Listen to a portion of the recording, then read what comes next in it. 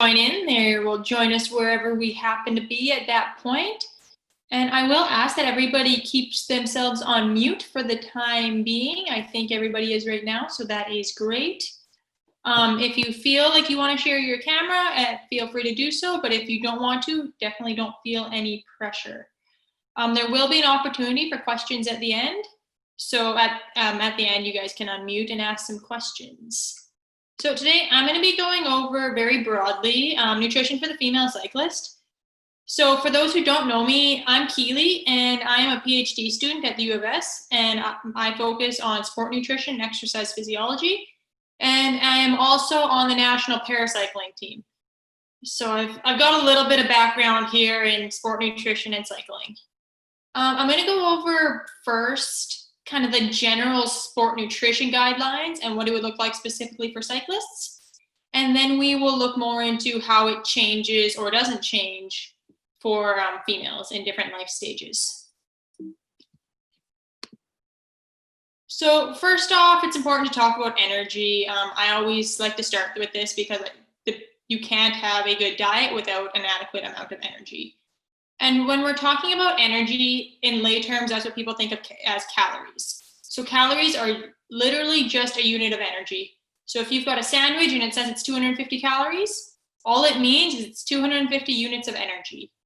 Sometimes you might see it as kilocalories, kcal, but it's the same as a calorie. They're just used interchangeably. And our food is made up of 4 different macronutrients, all of which have different caloric loads. So we have carbohydrates, protein, fat, and alcohol. Yes, by definition, alcohol is a macronutrient, the one that none of us actually like to talk about when we talk nutrition. So carbohydrates and protein have 4 kilocalories per gram, fat at 9, and alcohol has 7. So the big question is, okay, but how much do I actually need? It's great to know theoretically what it is, but how much do I actually need?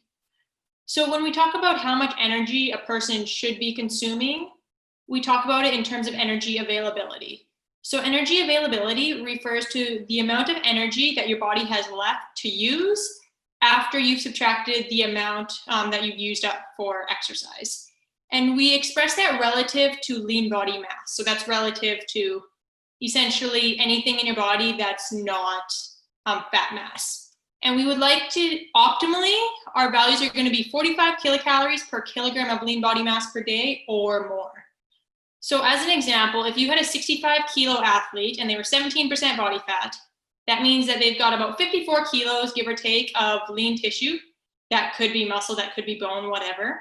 So we're going to go 45 calories times 54 kilos.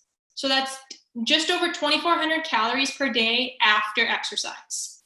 So if this person were to burn 500 calories a day through exercise, ideally they would be eating just shy of 3,000 calories.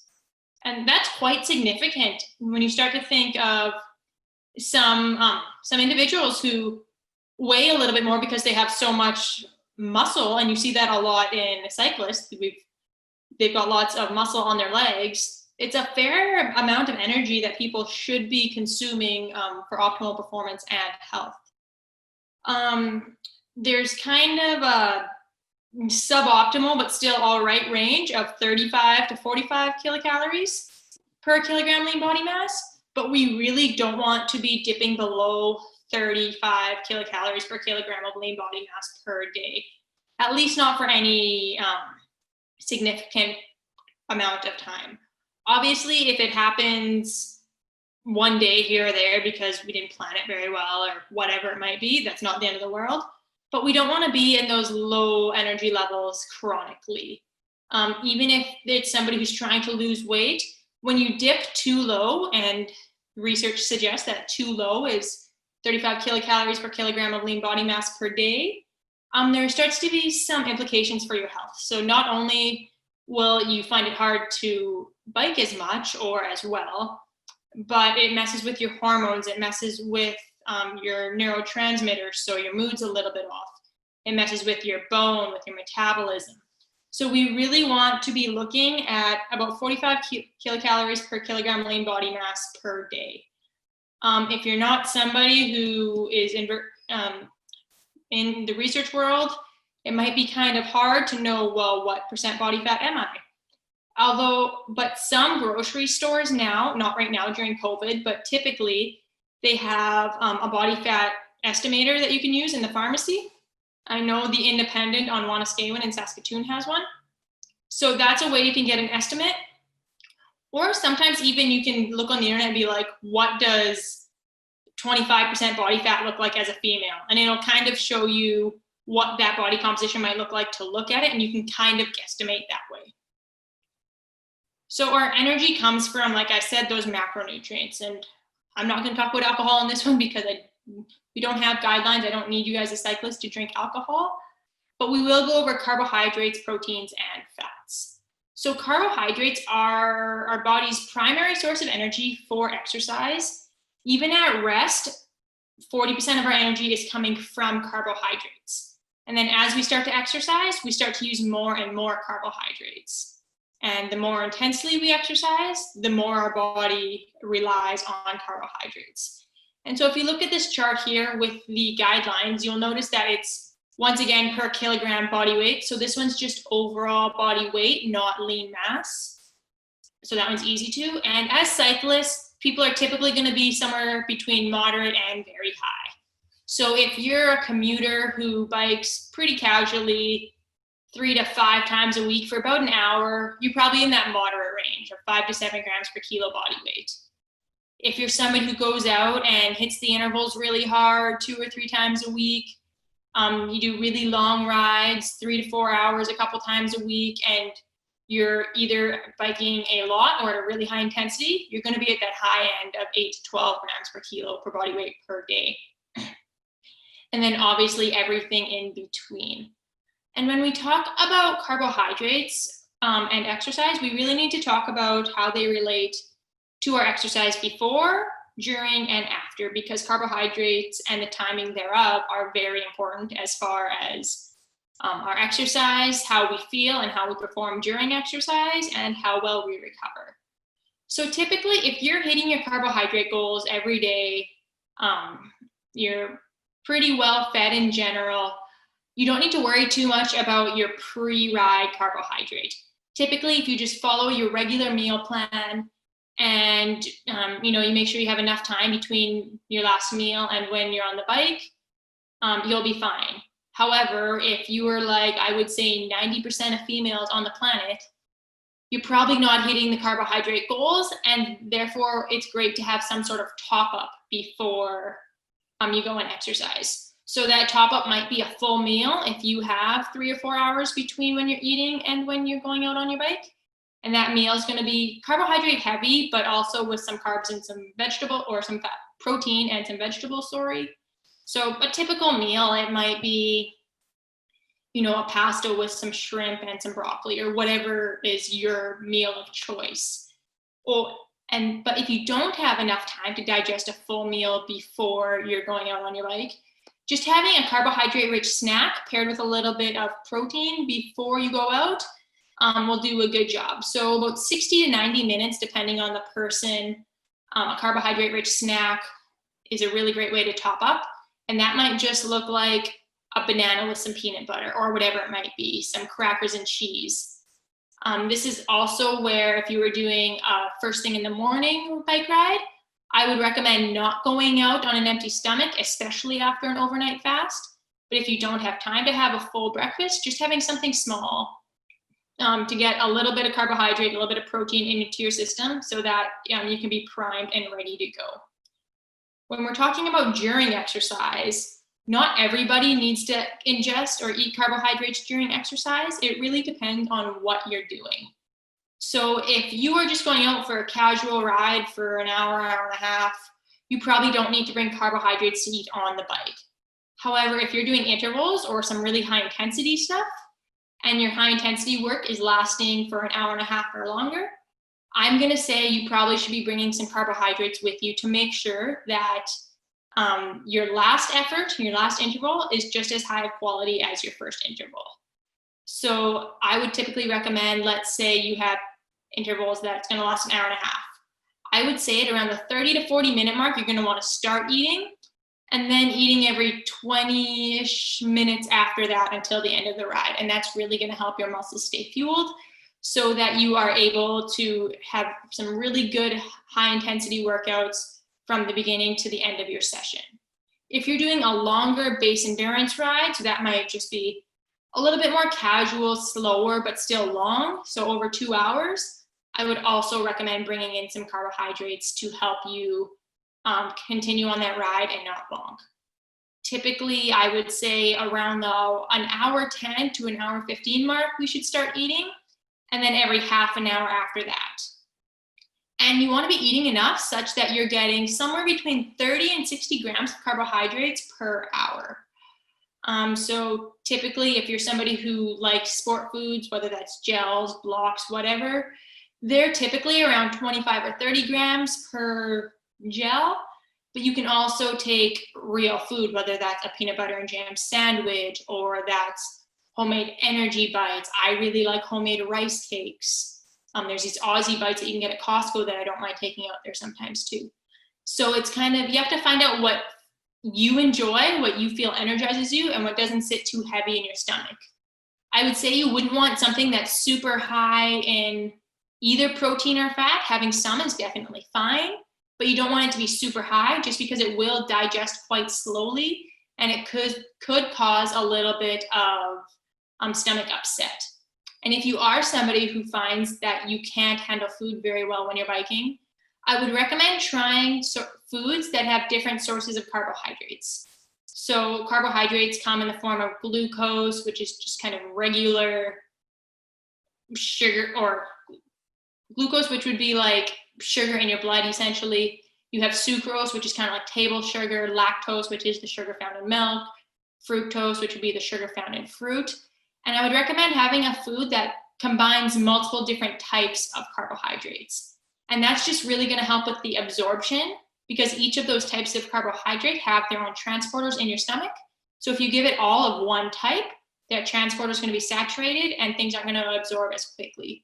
So if you can have a food that's a mixed, which is a mix of different carbohydrates, it's going to absorb a lot better, and it might help with your upset stomach if that's something you experience. And then carbohydrates post-exercise is also very, very important. So when you finish exercise, your body is really primed to absorb carbohydrate and bring it into the muscle to store it so that it's ready to use it for your next exercise session. Your body absorbs carbohydrates after exercise better than any other time in the day. So optimally, you want to be getting carbohydrates soon after you finish your bike ride or your weight session or whatever it is that you're doing. And that's just going to help to replenish your muscles to make sure that they're ready to rumble for your next workout. All right, looking at protein. So if we look at this graph here, typically cyclists are going to be somewhere in the 1.2 to 1.6 range, depending on what type of biking you typically do. Again, if you do more of like an endurance type thing where you just go long, but you don't necessarily do any super high intensity stuff, you're going to be somewhere between 1.2 and 1.4 grams per kilo. If you're doing some high intensity interval stuff a couple times a week, you're probably going to be closer to the 1.4 to 1.6. And if you're like most of us, you do a little bit of both. And then you're going to fall somewhere in the middle here. It might vary day to day. So on a long slow ride, you might be at 1.2 to 1.4. And then a day where you're doing high intensity work, you might bump it up a little bit to 1.4 to 1.6. And we used to think that getting in your protein immediately after you finished your workout while you're still in your chamois was the optimal way to help feed your muscles. However, we know now that that's not necessarily true. It's much more important that you hit these overall daily goals than it is when you eat your protein. You'd probably want to have some protein within 2 hours or so after your bike. But if you're eating 4 or so times a day, that's probably going to fall around that time anyways of your regular meal. So usually I would recommend, if somebody's having carbohydrates right after to replenish their glycogen, have some sort of protein while you're at it. But you don't have to stress too much. Again, you don't have to be pounding back a protein shake the second you get off your bike while you're still sitting in your chamois. where timing does matter with protein is it's very important that your protein is spaced throughout the day and you're not getting all of your protein all at once. So you're not getting your full day's worth of protein in a 60-ounce steak at supper time or something. Ideally, you want to be having, again, equal doses throughout the day, preferably 4 or more times. And that's typically going to look like about 0.2 to 0.3 grams of protein per kilogram at each meal. Of course, how much is going to be at each meal is going to depend on how many meals you eat. Somebody who eats 6 meals a day is going to have to have less protein at each meal than somebody who eats 3 meals a day. So it's really just what fits in your schedule, just making sure you get a good quality source of protein at each meal and that you're getting a good dose spread throughout the day. When we talk about age differences, so mostly when I'm talking about older adults, and by older adults, I mean somebody who's about 50 or 55 or older. And the only difference with protein when it comes to older adults is they just need a little bit more. As you age, the body doesn't respond to protein in the same way. So you just need a little bit more to get that same response. And all that means is that you're going to be eating at the high end of these ranges. So for an endurance exercise day, it might be closer to 1.4 to 1.5. High intensity interval day, it might be around 1.6 to 1.7. So it's nothing crazy. You just need a little bit more in order to stimulate protein the same way it would in a younger adult. However, in order for that protein to stimulate the muscle properly, and no matter what your age is, it's really important that you're eating enough energy. So if your body isn't getting enough energy, it's going to metabolize the protein for energy rather than having it for building muscle. So if you're wanting to gain muscle mass, it's important to be a little bit above your calorie needs. If you want to just maintain your muscle mass, it's important to be at minimum and energy balance. So the energy you're expending is equal to the energy you're intaking. And then some considerations if people are plant-based, so specifically talking vegan. The protein found in plants is a little bit less absorbable than that found in animals. The absorption rate is about 10% less. So all that means is you just need to have a little bit more. It's not a ridiculous amount. Again, it's typically just eating closer to the high end of these recommendations as opposed to the low or the middle end. And you want to make sure that you're getting your protein from a variety of different sources. People will say that plant protein is lower quality than animal protein. And all that means is it doesn't have all of the amino acids that your body needs in order to make muscle.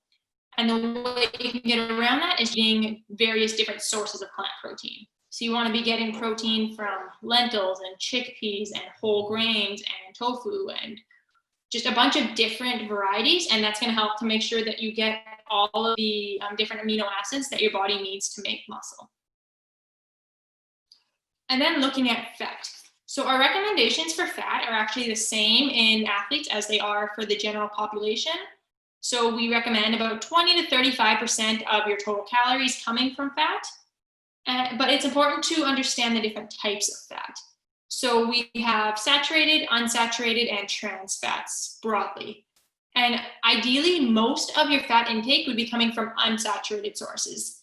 And that's going to be things like fatty fish, olive oil, avocados, nuts and seeds, those types of things. Those are also the fats that are kind of in lay terms called your healthy fat. So we want most of our fat intake to be coming from those sources. And then a little bit coming from saturated sources. Those are typically going to be things found in animal products, whether it's 1% milk or marbling in a steak. Those are typically going to be saturated sources. And then if at all possible, we want to try to avoid trans fats. And I don't often say avoid a certain food, but with trans fats, the thing is trans fats aren't actually something that's found in nature.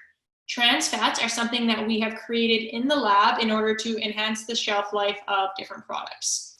So we want most of our fat coming from unsaturated sources, some of it coming from saturated sources, and minimizing as much as we can the amount that comes from trans fats. So fats are really important for our immune function. They're really important for our hormonal function. They're really important for the absorption of different fat-soluble vitamins. And they can also be really beneficial if somebody's struggling to meet their caloric needs. So fat is obviously very energy dense. It has over twice the energy per gram as carbohydrates and protein. So it makes it a really easy source to get in some extra calories if you are struggling to hit your caloric goals. And the reason that our fat recommendations are actually no different for athletes than they are for the general population is we see no benefit in altering the fat intake for performance. So when we look at low fat, high carb diets, there's no real benefit for performance when we compare it to the standard diet of, 50 to 60% carbohydrate or so, and 20 to 35% fat. And the same when we look at a high fat, low carb diet, we see no benefits for some exercise, and we actually see detriments for other types of exercise.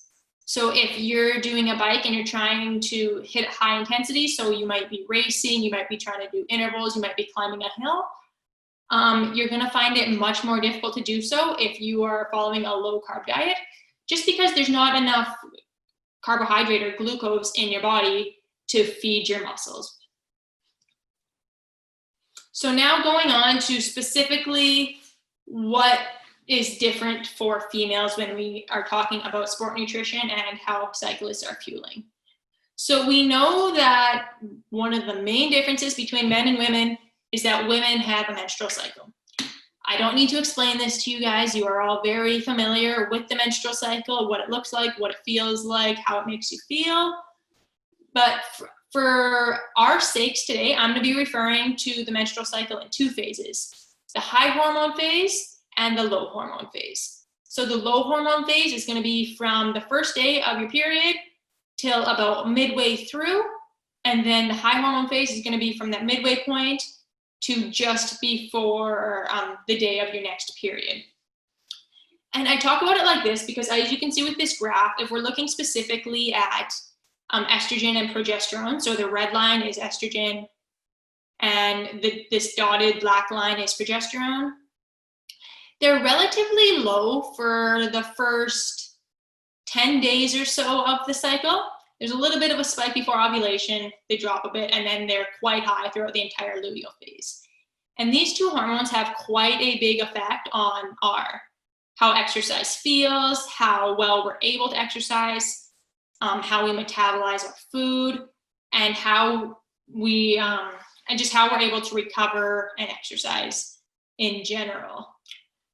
Interestingly enough, as far as our exercise capacity and ability to recover, females are most like men during their period. So while they're bleeding is when we are most like men hormonally, because everything is relatively low.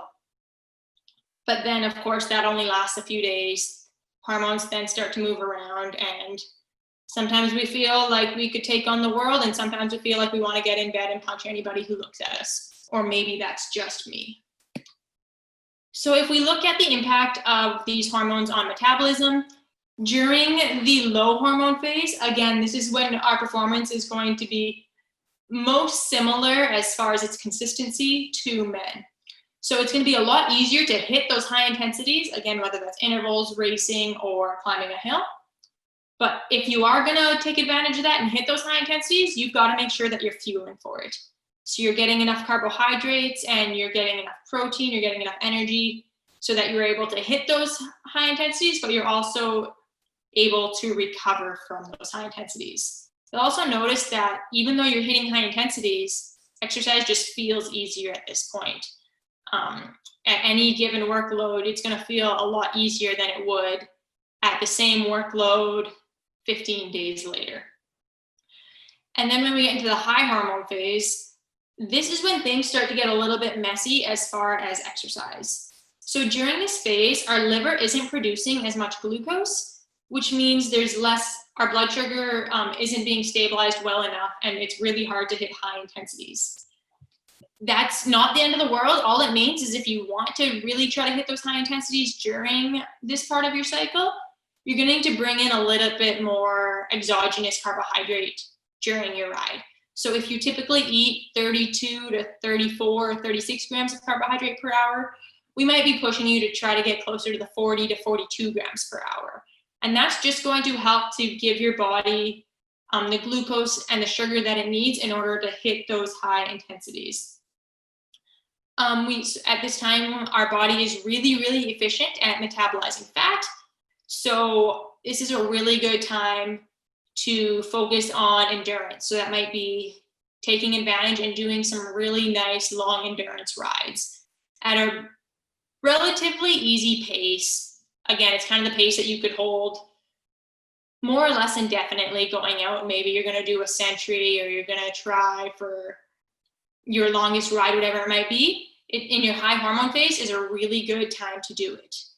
However, even though we are metabolizing more fat, we're also breaking down a lot more of our muscle. And in addition to breaking down muscle, we're not building as much muscle at the same time. So it's really important that we're hitting our protein goals, and probably the high end of those protein goals, in order to minimize any muscle breakdown and try to maximize muscle building as much as we can. At this time, we also tend to have a little bit more trouble exercising in the heat. So our body just isn't able to cool itself, which means that we need to be careful and listen to our bodies when we're exercising in hot and humid environments. And if something feels really, really crappy, then maybe we wait a little bit and go in the evening when the sun starts to dip, or we do a little bit of shorter ride, or whatever it might be. And that also means it's really important to try different cooling strategies. That might mean having one water bottle frozen and one water bottle not, so that you've got one to drink, but then by the time you go to your second one, it's still ice cold because it's thawing. You might find that you need to spray yourself with water more to stay cool. And it's also really important to make sure you're hydrating well, not only during your bike ride, but also before and after. And this time we have what they call a relative glucose intolerance. And all that means is the body isn't able to handle carbohydrates quite in the same way that you could when your hormones are a little bit lower. And all that means, as far as what you're eating and what your diet looks like, is we want to be eating on the lower end of the carbohydrate goals. I'm not saying eat keto during this time. I'm not saying eat low carb. I'm saying instead of eating 12 grams per kilo, we're going to be eating closer to maybe 10 grams per kilo. And you want those sources to be from low glycemic index foods, and maybe mixed with some fat and some protein. That's just going to help to control your blood sugar levels a little bit and help your body absorb that glucose. And it'll also be especially important at this time to consume your carbohydrates around your exercise. So like I said, exercise really primes the body to absorb carbohydrates. So we want to be taking in a decent proportion of our daily carbohydrates around our exercise at this time. Again, that doesn't mean I'm saying eat carbohydrates around your exercise, but go keto besides that. You still want the carbohydrates you need to hit your goals, to make sure your glycogen levels stay high and everything. But we want to be timing it a little bit differently. So instead of having carbohydrates spaced throughout the day, we're having a greater proportion of them around our exercise.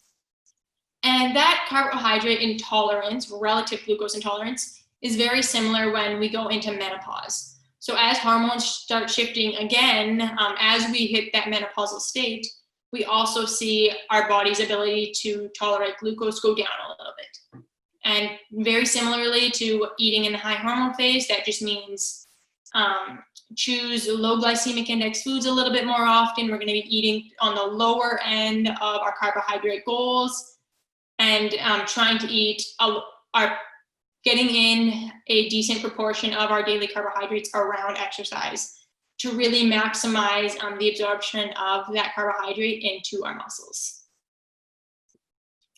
And can't talk to female athletes without talking about menstrual dysfunction, because it is far, far too prevalent in not only cycling, but pretty much all sports, to the point where some coaches see it as normal, and it should not be considered as normal. So menstrual dysfunction, we have subtle, and we also have more severe. Subtle menstrual dysfunctions are things that you're actually not even going to notice. So this could be luteal phase deficits, I guess, if you will, whereas the luteal phase gets shorter.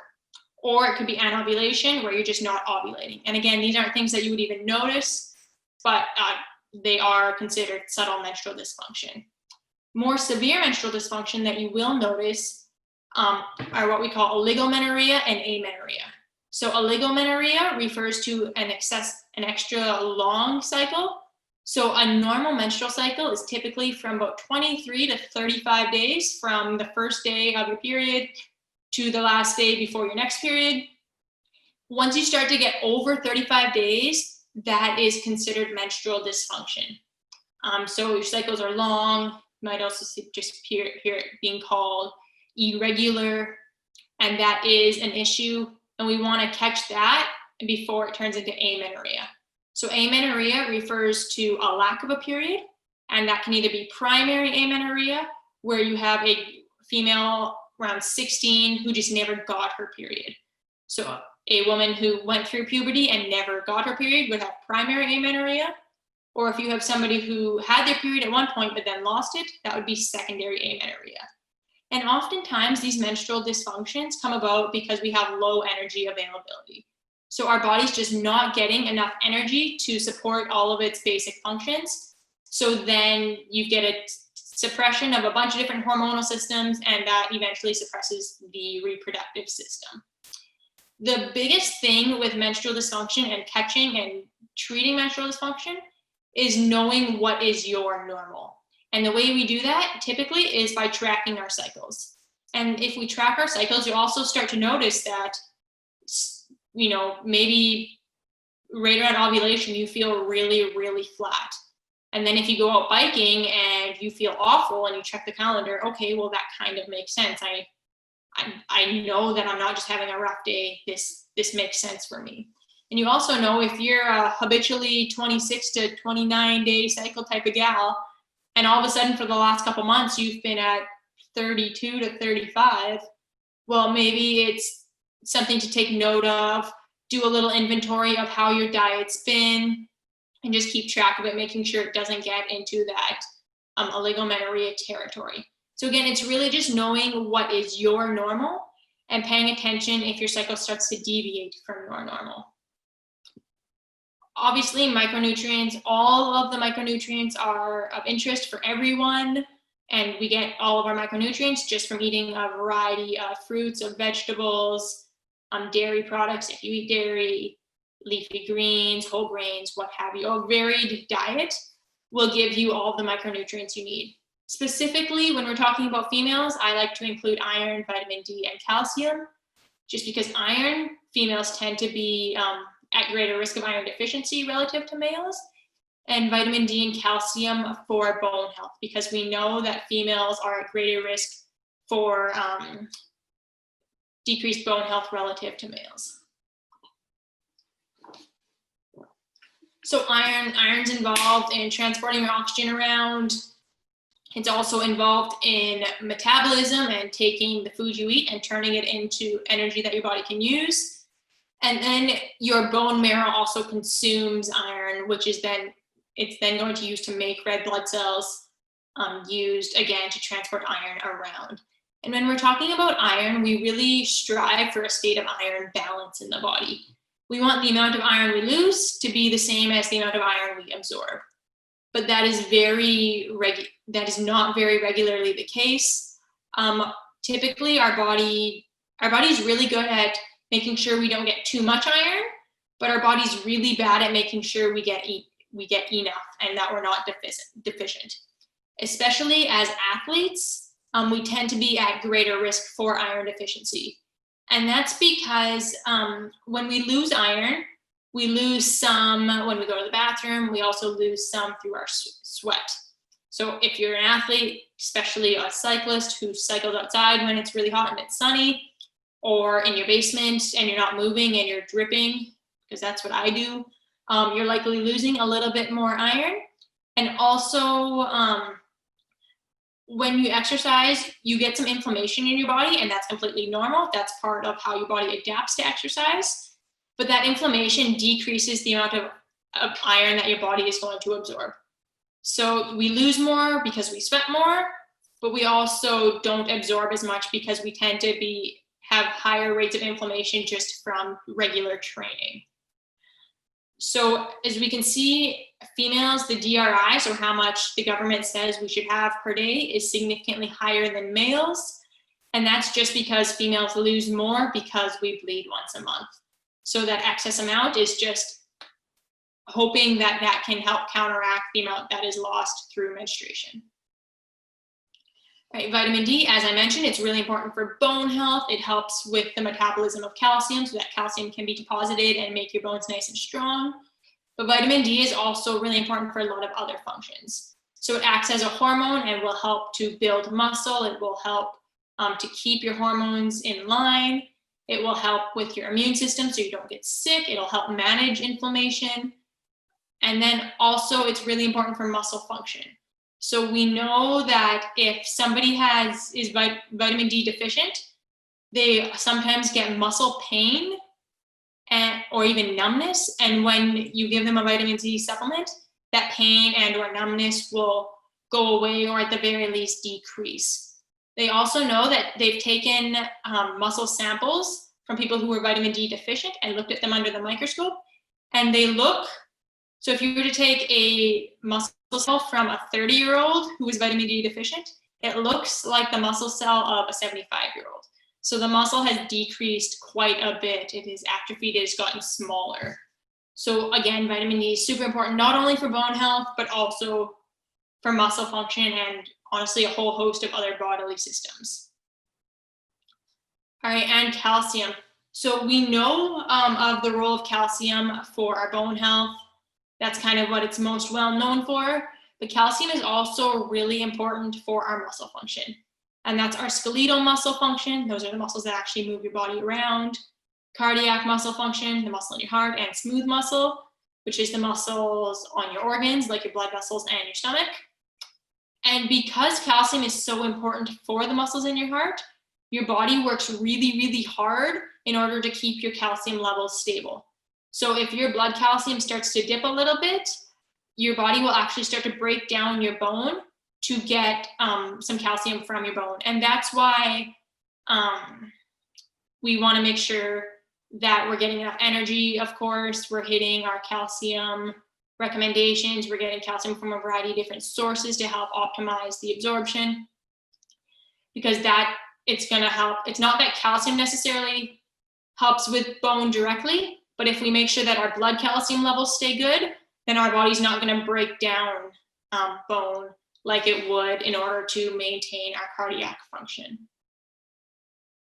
So overall, what this means is from day 1 to about 8 or 10, depending on how long your individual cycle is, our ability to exercise and recover is very similar to males. However, for the second half of our cycle, things change a little bit. So if we want to be biking at more than about 50%, we want to be taking in some sort of carbohydrate on the ride. We want to make sure that we're getting in carbohydrates as soon as possible after exercise in order to maximize the amount of carbohydrates that is absorbed by the muscle, and so that it's topped up and ready to go. We want to be eating a little bit more protein. Umbrella statement, typically around 25 to 30 grams per meal, 4 to 6 times per day. Obviously, if you don't eat 6 meals a day, that's fine. You don't have to make yourself eat 6 meals. The idea is just getting a good dose of protein throughout the day. Notably here, there's no benefit in going over about 35 or 40 grams of protein in a single meal. Once you hit, I believe the sweet spot is 40, your body just metabolizes it for energy. There's no greater benefit as far as building muscle. So we want to have around, again, the 25 to 30 gram per meal, 4 to 6 times a day. If you're a 3 meal per day type of person, maybe looking at 30 to 35 grams of protein per meal each day during this phase. And if you are exercising in the heat or it's really humid, take care to try maybe some different cooling strategies, making sure that you hydrate really well and that you're able to keep your body temperature in a semi-comfortable range, just because it is harder for our bodies to cool at this time. And most importantly, it's important to know your cycle, track your cycle, and act accordingly. So some people, a few days before ovulation, feel like they are superwoman. They just feel amazing. Others feel really, really, really awful, and that's totally fine.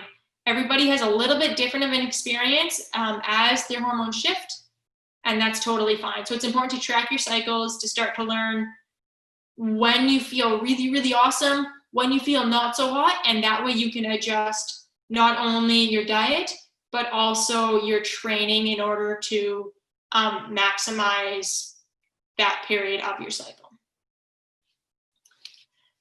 All right, so that is what I have for the slideshow. If anybody has any questions, I would definitely welcome them now.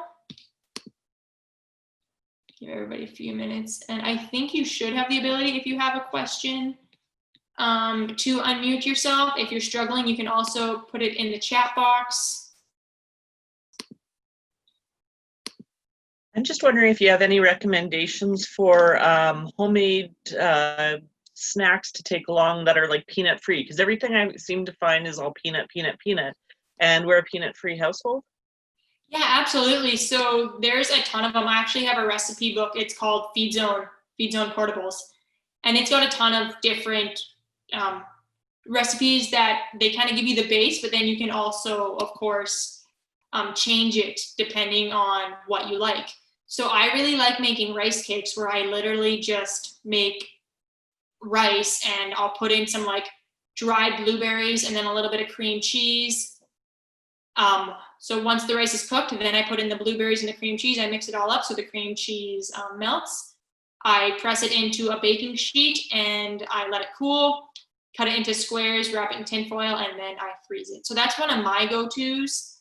Again, if you had like a favorite sandwich that you have, maybe it's wow butter and honey or something, even like a chocolate chip cookie can be totally fine. I know some people who really like biscotti. It doesn't have to be anything special. It doesn't have to be anything absurd. It's literally carbohydrates that you like. My aunt and uncle really like taking dates on their bike, like the fruit dates. And that's totally fine. Like it's whatever works for you, what sits well in your stomach, and what you're actually gonna wanna eat. When I race, I put carbohydrates, like a mix in my water, just because I don't have the coordination to be able to drive my bike at race pace and eat. So I put it in my water bottle. So again, it completely depends, and you can do whatever works best for you.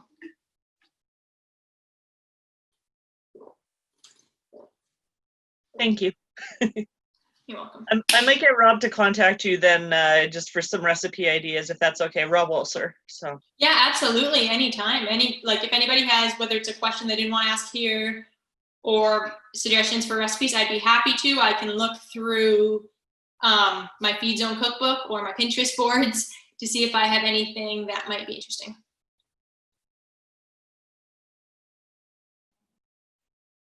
How does like a birth control affect your hormonal, like if you don't get a period?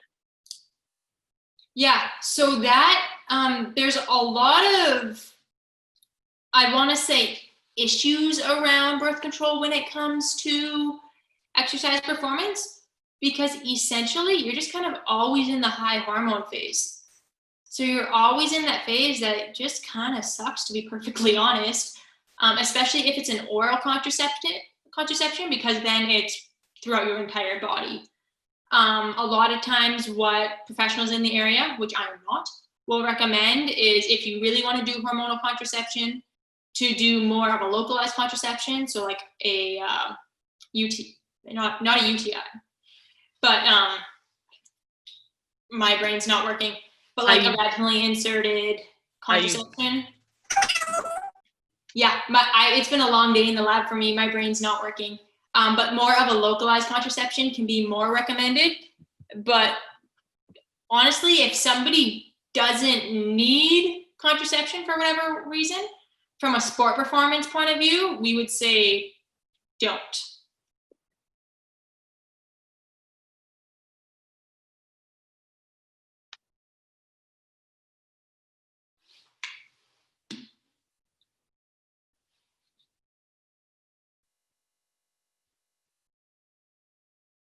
Oh, come on, everybody else. Now I feel like the big nerd asking all the questions.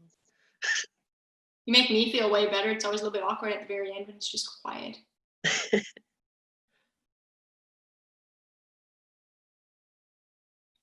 But yeah, if nobody has any other questions, that's totally fine. Again, if you come up with anything later, or you have questions at some other point, feel free to get a hold of me. Social media is probably the best way to do so. I'm pretty easy to find. There's not a whole lot of Keeleys in this world, I've come to find.